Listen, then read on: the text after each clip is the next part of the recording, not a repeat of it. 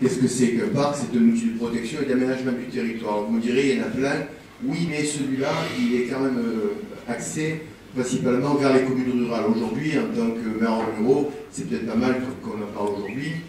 Nous n'avons pas de compétences mais des missions, je vous les laisse lire, et vous comprenez bien que toutes ces missions, nous, maires ruraux, on se reconnaît très à l'aise là-dedans. On n'a pas de compétences réglementaires, mais un rapport de compatibilité. Alors, les plus-values, c'est d'un parc. Pourquoi on fait un parc naturel régional? Je vais vous en parler tout à l'heure de Verdon. On bénéficie d'un label de qualité, mais donc notre attractivité, ça trouve encore renforcée. On mène des projets collectifs, et ça c'est quand même important, c'est à l'échelle d'un territoire qui a su se regrouper, qui se fédérer pour faire avancer certains sujets. Et vous voyez que quand on parle d'agriculture, d'artisanat, de tourisme, la filière bois, ça a été évoqué tout à l'heure par le BTP, le patrimoine et la culture, c'est vraiment des sujets qui sont intrinsèques à notre territoire. Et puis bien sûr, on peut profiter d'une ingénierie de l'aide aux communes, puisque justement, on a aujourd'hui, dans ce contexte compliqué, on a toujours besoin de plus d'ingénierie. Une des plus-values notamment, et ça, m'adressant à mes collègues maires, qui sont tous à l'affût de la moindre subvention, grâce au parc, en tout cas, la région avait décidé, qui est gestionnaire des fonds leaders, des fonds européens, avait dit qu'il fallait que ce soit les pays ou les parcs naturels régionaux qui puissent porter les fonds leaders. Nous, sur notre territoire, nous avions donc le pays de la Provence verte et le parc naturel de la Seine-Toulouse. Et donc, du coup, le sud du territoire, qui ne faisait pas partie du pays de la Provence verte, va également pouvoir bénéficier, grâce au parc naturel régional, d'une enveloppe financière de 2 millions d'euros de fonds européens. Donc, c'est plutôt pas mal. Voilà la carte de notre belle région. Alors évidemment, nous, on a la plus belle région, et on le dit parce que c'est la vérité. Alors je vous laisse regarder un petit peu les différentes couleurs. Vous voyez en bleu cette belle ceinture qui part de la Camargue à l'ouest jusqu'au Préalpes d'Azur à l'est. Ce sont la ceinture des parcs naturels régionaux. Il y a le parc naturel régional un peu plus haut, qui est des Baronnies provençales à l'ouest, et bientôt un autre projet du Mont Ventoux. Tout en haut, là-bas, on a le parc naturel régional du Queyras, et puis on a les parcs nationaux, les Écrins, le Mercantour, Porquerolles et celui des Calanques. Vous voyez que notre région, elle est vraiment belle, et ces labels de qualité montrent qu'il y a vraiment des outils qu'il faut protéger. Et puis nous, alors j'oublie pas la réserve naturelle du Nord, par là, à l'est, et puis le parc La Sainte-Gaume, vous voyez tout en bas, qui est au confluent de trois agglos, trois grosses métropoles, Aix, Marseille et Toulon. C'est une véritable montagne au cœur de Basse-Provence, château d'eau, et puis surtout c'est un espace naturel et de nature. On peut continuer. Voilà le périmètre de classement final, c'est-à-dire qu'il y a 26 communes sur 29, donc 22 communes à Levar quand même, qui ont adhéré. Ça représente 81 000 hectares, ça représente 60 000 habitants, et c'est un territoire qui est véritablement homogène. Donc on peut regretter les petits trous à droite à gauche, mais voilà. Non, c'est bien, je prends trop de temps. On a choisi, et c'est très important pour nous, la charte, c'est le document valable pendant 15 ans sur lequel nous allons travailler. Nous allons mettre en place les actions que nous avons déclinées dans la charte.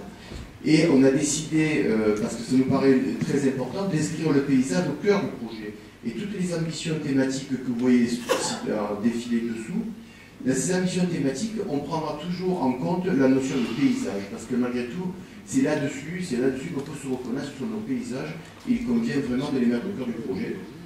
Et donc cette charte, elle est composée, alors on parlera dans la technique, de 13 orientations et de 35 mesures, mais je vous en faire grâce. Adossé à cette charte, bien sûr, il faut un plan triennal. Donc le plan triennal, il a été défini parce que c'était une pièce qui était nécessaire à fournir auprès des instances nationales et au ministère pour la labellisation.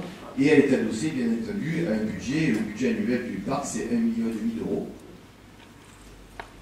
Notre nouveau logo qui reprend les symboles forts dont on parlait tout à l'heure, donc la Sainte-Baume, la Sainte-Grotte, donc forcément on reconnaît la falaise et la grotte de Plan d'Or, la chapelle du Saint-Pilon, l'arbre qui représente la hétrée relique n'a jamais été touché par la main de l'homme, et puis le chemin qui monte vers cette grotte. Alors les dates clés, je le disais tout à l'heure, vous voyez, il y a eu beaucoup de choses qui sont passées. C'est pas un projet qui a été, ça n'a pas été un long fleuve tranquille. Il y a eu des étapes qui ont été parfois difficiles. Je me rappelle d'abord l'avis d'opportunité où c'était très compliqué. Bon, on a réussi à surmonter l'obstacle, et puis après, bien entendu, on a déroulé tout ça de 2012 pour arriver aujourd'hui. Si on reste sur l'année 2017, vous voyez qu'il s'est passé beaucoup de choses, puisque l'enquête publique s'est terminée en janvier, la consultation des membres en février et juin, le vote de la région en juillet 2017, qui a pu après ça saisir les instances nationales pour l'avis final. On est allé passer l'avis final au mois d'octobre en réunion. On a eu après ça l'occasion de remonter pour le cinquantenaire de la création des parcs naturels régionaux par le général de Gaulle en 1967. Et à cette occasion, vous avez peut-être vu, j'ai eu l'honneur et le privilège de rencontrer le ministre Nicolas Hulot, que j'ai profité de l'occasion, bien sûr, pour l'inviter à l'inauguration. Il m'a dit qu'il aimerait. Et puis, je n'ai pas oublié de lui dire que, sur le côté symbolique, il serait quand même très intéressant que, lors de l'année des 50 ans des parcs naturels régionaux, le 52e parc de France soit créé cette année-là. Donc, c'est pour ça que, malgré le discours de notre ministre, j'ai tenté, j'ai dit, ça sera fin 2017. Alors bon, on a encore un petit mois et demi. Comme je disais, et je le dis sans toute simplicité, mais tout est prêt. Un décret, un stylo et un ministre, ça doit pouvoir se trouver ensemble pour qu'on puisse signer le décret.